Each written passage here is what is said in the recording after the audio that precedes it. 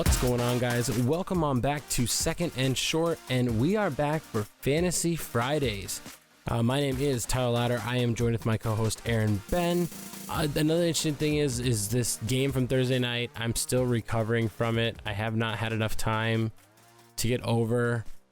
As a Carolina fan, there's nothing I hate more than losing to Atlanta. Yeah, I feel you, man. Like, it's just all bad. And I mean, it always sucks losing to a division rival. There's nothing worse, no worse feeling in the history of mankind.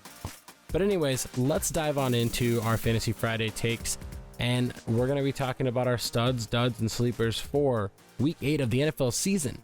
If you guys like our content and want to see more of it, click that subscribe button down below. Stay up to date on everything that is Second and Short. Hit that like button as well. Cheapest way to support us. Leave a comment. Let us know your studs, duds, and sleepers as well down below. And now it's time for our studs. And Ryan Tannehill, the man, the myth, the legend for Tennessee. Let's talk about him and how well we think he is going to do this week and pretty much outperform his 18-point projection. Yeah, I mean, that's my guy, Ryan Tannehill. He gets overlooked sometimes because of how well Derrick Henry's been playing. But Tannehill, as anyone who owns him in the fantasy league knows, he's been producing, especially now that he's got both of his top two wide receivers back. He should be getting Adam Humphries back as well. Jonnu Smith, we'll have to see what his situation is like. In the past year, he's started now 16 games for the Titans, and in 14 of those games, he has scored at least 20 fantasy points. This game going up against a weak Cincinnati Bengals defense, who've allowed in the past two games 668 passing yards, 8 touchdowns, and 2 interceptions. So it looks like this is a pretty good matchup.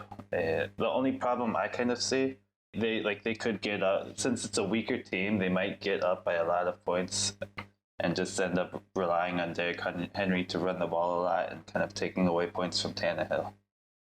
Here's the thing. Cincinnati Bengals have given up over 23 plus fantasy points in the past couple weeks to Baker Mayfield, Phillip Rivers, and Gardner Minshew in the past 5 games. Those 3 guys have eclipsed 23 plus fantasy points. And if those guys and those offenses can do that against the Bengals, then I think Tannehill, who is playing he's not even getting talked about for MVP, and it's mainly, you're right, Derrick Henry is overshadowing him. But if we're looking at his statistics on the year, I mean, he's got about 1,600 passing yards. He has 16 total touchdowns, 15 being passing, 2 interceptions as well. I mean, those right there are Aaron Rodgers-esque numbers that we see every year. And he's just kind of getting overshadowed. And I think this is one of those weeks I personally went out and traded for him. I had a quarterback situation that I wasn't happy with and comfortable with this week. So I went and I had to give up Boston Scott, which I had starting because I lost Miles Sanders as well. But I'm starting Tannehill this week confidently that he is going to get more than his 18 projected points. I think it's going to be closer to 23, 24. Now, yes, the only concern here is if the run game takes over early or if they get an early lead. However, their defense seems to give up points. So I think Tannehill's going to be just fine from start to finish in Week 8. Yeah, it's crazy as a Titans fan to be talking about how well our quarterback's playing and having him in the MVP conversation, but that's what it is. And if you got Ryan Tannehill, of course you're starting him this week. And now let's talk about another stud we got this week. And he's in my eyes, he's almost considered a sleeper. But you know what? Myles Gaskin for the Miami Dolphins has been playing really well as of late, and I honestly think, right now on ESPN, he's projected to get about 16 fantasy points. I think he can get closer to 20. I agree, man. And this is a guy, I feel like no one's really been talking about him, even in fantasy circles. The last 2 games against the Niners and the Jets, he scored at least 16 points each game. The big thing here is now that Tua's starting, first career start, young quarterback, hasn't played also because of injury and everything. He may be looking to kind of dump it off to Gaskin, a bunch of checkdowns, I don't know, screenplays. This could be a game when Gaskin gets close to 8 or 9 receptions, even more. Yeah, and it seems like it doesn't matter for the Dolphins if his average yards per carry, like, against the 49ers, he only averaged 3.6 yards a carry. And the next week he comes out and he still gets 18 attempts. On top of that, though, he's got 27 receptions on the year. He's constantly getting 3+ receptions every game. And I think his touches are going to increase this week from 22 to 25, maybe closer to 30. I think he's going to see the ball a lot. I think this is a game that potentially they could be losing in. So I see him getting a lot of opportunities to rack up a lot of fantasy points in that fourth quarter. And here's the thing, garbage time points are great for fantasy owners. Yeah, they count the same amount as regular points, so. Exactly. And I think if you have an opportunity here, start Gaskins. I think he's a great starting option in your running back slot. You can flex him, whatever you get comfortable, but honestly think roll with Gaskins this week, and you're going to be happy with your result. The Dolphins are not playing terrible this year. They're playing all right. Yeah, the Dolphins are kind of playing like, we've talked about this in the past, I think, but I think it's really a testament to their coaching. Like, they're playing a lot better than you would think they would based on their roster, and I think that's a large part thanks to Brian Flores, who's been a really great coach, in my opinion.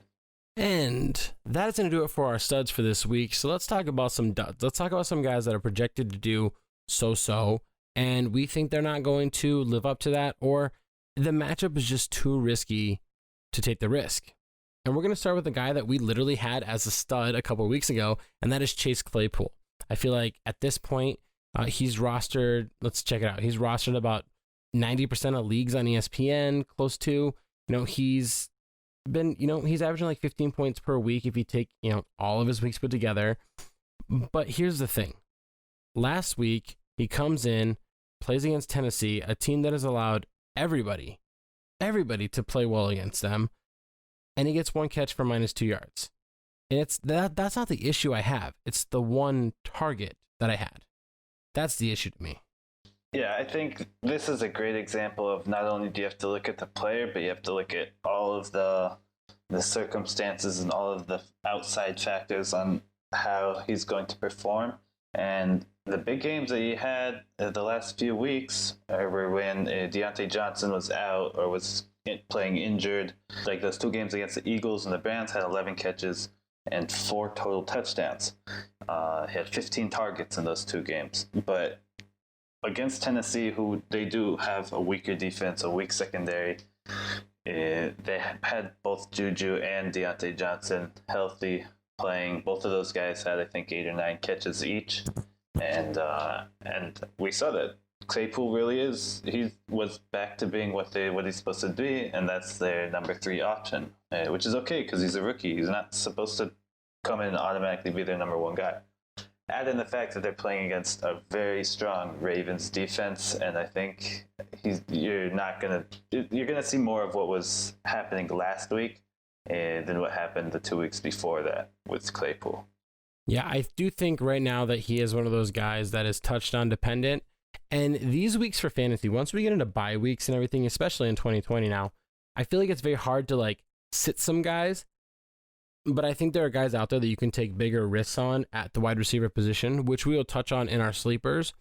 But I just see better opportunities from other players that are available on your waiver wire probably, or sitting on your bench, that will outperform Claypool this week. He's projected to get about 11 points, and I think that's a little pushing it, pending a touchdown. A touchdown changes everything. Touchdowns are so, you can't predict touchdowns, but playing with these, we're not saying he's unstartable, but it's a risk that you'd have to be willing to take. And another guy, let's talk about a tight end. We haven't talked about a lot of tight ends on Fantasy Fridays, and honestly, it's not like saying that we don't want to talk about him, we don't know how to talk about him or anything like that, but it's a lot of the tight ends this year are actually playing better than normal. We're not seeing this there's only 1 or 2 good tight ends and everybody else is whatever. We're seeing tons of these guys have great weeks. Yes, and I mean, I think a lot of times the tight end position gets overlooked in fantasy just because of the nature of the position. They don't score as many points. But if we're talking about a guy who I think you and I both agree that he's probably not going to do as well as he has until now this season, and that's TJ Hawkinson from the Lions, going up against a very, very tough Colts defense. How many fantasy points did you say they've been giving up to tight ends? Currently, right now, they are allowing 5.1 fantasy points to all tight ends. That's not just like the number one tight end on each team. That's every tight end on every team. Yeah, and I mean, if you're looking for, I mean, most teams, I think, at this point have just one tight end, maybe two tight ends. If you're looking for a guy to start in place of him, maybe pick up Harrison Bryant from the Browns, who was playing well in place of Austin Hooper. A guy like Richard Rodgers from the Eagles or Trey Burton from the Colts. So those guys may be good to start if you're kind of in this spot where you don't have one tight end because of a bye, and then you have TJ Hawkinson who might not play as well. So look for one of those guys, in my opinion. I'm a big fan of TJ Hawkinson. However, he scored 3 touchdowns on his last 3 games. If you take away those touchdowns, he's under 10 fantasy points in each game. And like we just said about Claypool, being touchdown dependent isn't something that I want to rely on. And the Colts don't allow tight ends to score touchdowns. The Colts don't even allow other tight ends to get receiving yards. I mean, so far in this year, they've given up 63 receiving yards to the Cleveland Browns. That's the most receiving yards to the tight end position they've allowed. Now, they haven't played great tight ends across the board, but they're not allowing anybody to get anything. And so I think what's going to happen here is that Matt Stafford is going to have to look elsewhere. The run game is going to be stronger for Detroit. And if they don't get close in the red zone, I don't think Hawkinson's going to get another touchdown. No touchdown means under 10 fantasy points, something I want to avoid at all costs. Now, let's talk about these sleepers. When we were talking about Chase Claypool, we said that there are probably some guys that are sitting on your bench, maybe somebody else's bench, or sitting on your waiver wire that you should be picking up. And the first one, what's really cool is these guys are at like completely opposite ends of their like career spectrums. Yeah. Let's talk about the old guy first. Let's talk about AJ Green. Yeah, and I mean, if you were going to go back to a couple of years ago and tell me, yeah, AJ Green is a great sleeper candidate for this week, people would look at you crazy. Like, this is AJ Green, who's one of the best receivers in the league for a long time. But for me, he's a sleeper because so far this year, he's not been performing. Tyler Boyd has been doing really well for them. He's been a favorite target for Joe Burrow. T. Higgins, a rookie, is kind of showing flashes. So Green hasn't been playing as well this year. Through the first 5 games this year, combined for a total of like 24 points. But then the last couple games against a tough Indianapolis defense, and then against Cleveland, he came up with 32 combined points the last couple of games. Looks like he's kind of coming back into his own. And the thing is, he's going up against the Titans, who we've talked about their secondary just this episode. AJ Green is a big wide receiver. The Titans are going to be without their number 1 cornerback, Adoree Jackson. They're probably going to shadow Green with Malcolm Butler, who's a smaller guy, kind of has trouble covering big receivers one-on-one. I think AJ Green could get a lot of targets, could have a pretty big game. On top of that, here's the thing. AJ Green has had 24 targets in the last 2 games. I love that number. I don't care if he only gets 7 or 8 catches. That's still great to me. He hasn't scored a touchdown yet this year. I think he's due. The Tennessee Titans have allowed 9 receiving touchdowns to wide receivers on the year. Going back to week 2, they've allowed a receiving touchdown to a wide receiver every game they've played since then. I don't see a reason why that trend's going to end. I'm not saying that I'm projecting AJ Green to get the touchdown, but here's the thing. Tyler Boyd, AJ Green, T. Higgins, they're all going to feast. They're all going to do well. Right now, AJ Green's projected to get 13 fantasy points on the week. I think he has a real opportunity here to get closer towards 18, 19, 20. And if you can flex somebody like AJ Green and get that positive amount of points, you're going to win your matchup this week. Yeah, I agree. And then the next wide receiver that we talked about, that we're going to talk about, that you said was, like, these guys are on the opposite ends of their careers. Denzel Mims for the Jets. This is a player I really like. I loved this pick when I was talking about them in our draft review. Denzel Mims, sleeper candidate. In week 8, Jamison Crowder is still dealing with an injury. He might be sitting out. We're not 100% sure yet. And Brashad Perriman is still trying to make it through the NFL's concussion protocol. So their status is uncertain. Either way, even if they play, I like Mims in your flex spot this week. Yeah, I mean, Mims he was dealing with injury at the beginning of the season, didn't really see the field a whole lot. Against Buffalo, had 4 catches for 42 yards on 7 targets. I think that could kind of go up. I think they're going against a Chiefs defense who is not the best. I mean, they're good. They're not super great. But the thing is that 4 wide receivers have had at least 7 targets against the Chiefs this year. And those 4 wide receivers all scored at least 13 points.